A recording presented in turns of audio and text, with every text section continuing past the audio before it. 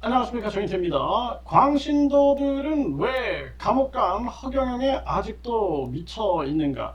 네, 정말 기가 막힌 일이 아닐 수가 없습니다. 이 광신도들 완전히 그냥 미쳐 있는 거죠. 네, 이 허경영이 감옥 갔으면은 깨어나야 되는 거죠. 네, 근데 깨어나지 못하고 있는 것입니다. 그래서 이 허경영이 감옥에 가고, 이 정명석이가 감옥에 가고, 그리고 또 이 신천지 이만희 이자도 이 유죄 판결, 이 집행유예 판결을 받았어도 그 신도들은 더 광신도가 돼버리는 거예요. 이게 이제 조직이 있고 그리고 돈이 있고 하다 보니 그 조직 내에서 계속된 가스라이팅이 전개가 되고 있는 거죠. 그리고 스스로도 인지 부조화, 내가 믿었던 신인데, 우주 만물 창조 신인데 감옥에 갔네.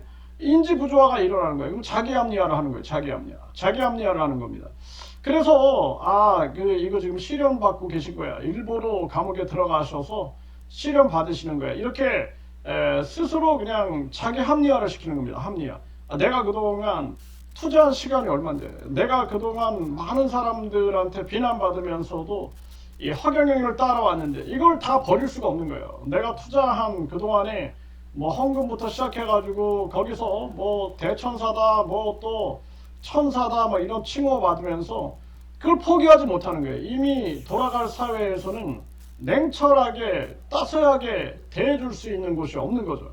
참 기가 막힌 거예요. 그래서 우리가 종교범죄 피해자 지원법을 통해서 종교범죄 피해자들에 대한 이 법률 지원, 그러니까 공익 변호사를 지원해야 한다. 그리고 뿐만 아니라 법률 상담 지원을 해줘야 되는 거예요. 그리고 심리 치료를 해주고 직업 재활, 사회로 복귀할 수 있는 직업 재활 시스템을 전개해줘야 된다. 이래서 종교 범죄 피해자 지원법 제가 누누이 강조하고 있는 것이죠.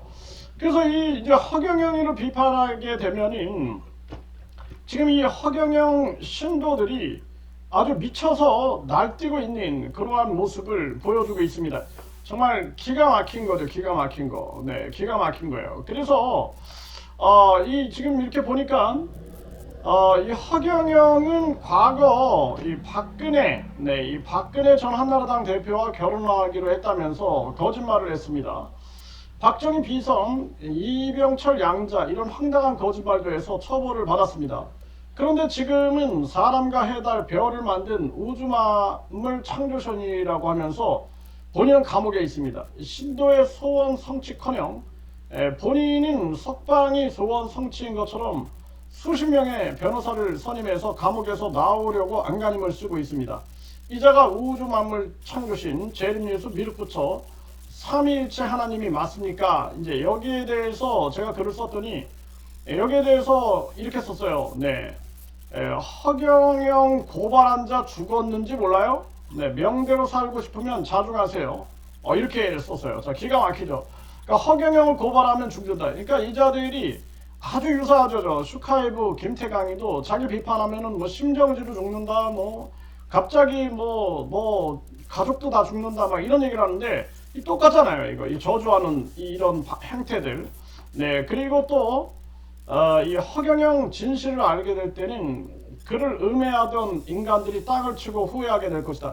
그러니까 완전히 망상에 빠져 있는 거죠. 허경영이가 전가가 몇 범인지 알아보면은 이게 심각한 문제구나 라고 인식할 텐데 이거 전혀 그냥 망상에 빠져 있는 거예요. 그러면서 또 정인태 그 입 다물지 어떻게 처벌받을까 꼭 지켜볼란다.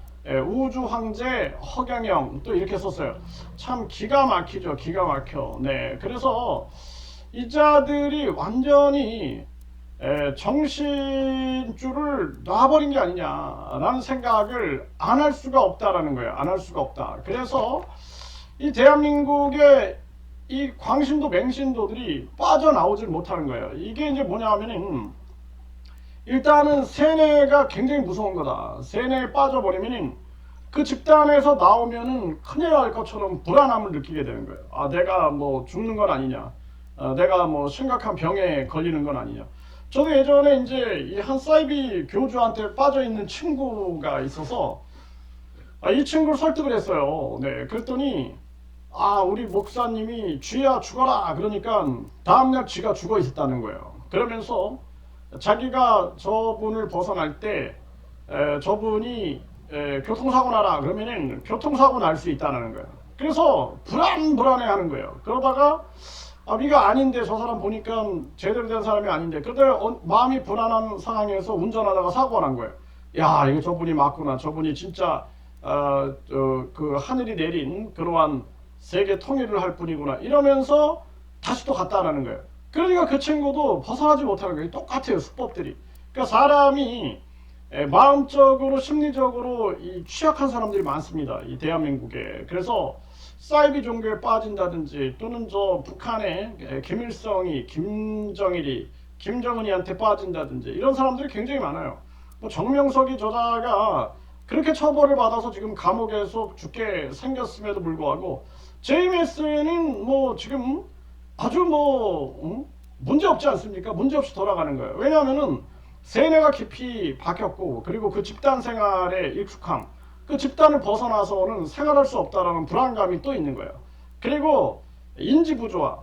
내가 생각했던 하나님 재림주가 감옥에 들어갔어. 그런데 이거 굉장히 좀 혼란스러워 처음에는. 근데 뭐라고 생각을 해요? 세상 사람들이 다 잘못된 거야. 세상 사람들이 거짓으로 우리 하나님을 감옥에 넣었어. 이렇게 생각하는 거예요. 그러니까 자기 합리화를 시키는 거예요. 자기 합리화를 시키는 거예요. 인지 부조화와 자기 합리화가 작동한다. 그리고 계속된 그동안 투자했던 시간 그리고 돈 이런 게 아까운 거죠. 그리고 이미 사회적으로 고립이 되어버린 거예요. 그러니까 이 허경영 같은 경우에도 고립을 시켜버리는 거죠. 자기를 우주만물 창조신으로 믿게 만들고 저를 내배하게 만들고 하니까 일반 사람들이 봤을 땐 미친 사람들을 보는 거죠. 그러니까 점점 그 사람들은 사회에서 고립돼가지고 허경영 집단 외에는 딴 데 가서 생활할 수가 없게 되는 거예요.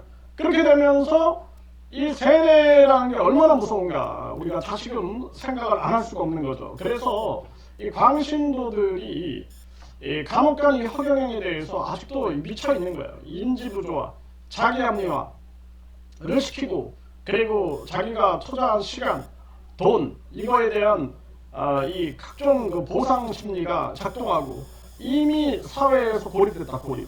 가족들로부터 사회로부터 고립됐기 때문에 고립이 심화되고 자기들을 반겨주고 자기들과 공감대를 형성하는 사이비 종교 집단에 완전히 익숙해져 있고 집단 최면, 집단 세뇌가 걸린 상태에서 망상 속에 살아가게 되는 것이죠. 이 사이비 종교는 사회를 병들게 한다. 그래서 반드시 강력하게 심판해야 된다. 이번에 허경영 재판을 신속하게 전개해서 징역 2년, 집행유예 3년, 지금 집행유예 3년 기간이기 때문에 저자를 영원히 감옥에서 나오지 못하게끔 하늘과 인간이 동시에 심판해야 한다. 이렇게 말씀드립니다.